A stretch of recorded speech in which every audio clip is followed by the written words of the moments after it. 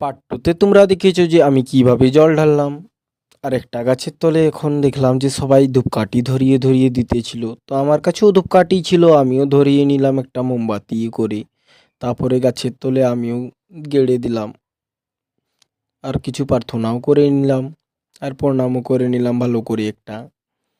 আর সবাই দেখো গাছের তলে মোমবাতি গাড়ার জন্য কত ভিড় লাগিয়েছে। তারপরে আমি বাঙ্গিটা নিয়ে নেমে চলে এলাম মন্দিরের উপর থেকে।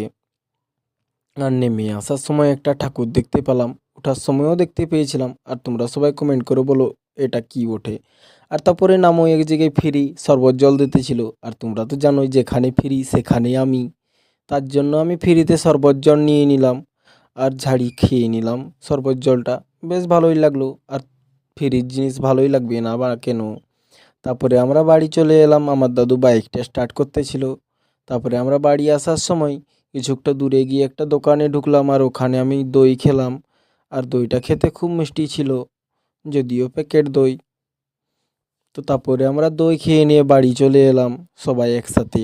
আর আমি এখন বাড়ি যাচ্ছি, আর তোমরা ভিডিওটা লাইক করে দাও। বাই বাই বন্ধুরা, দেখা হচ্ছে নেক্সট ভিডিওতে।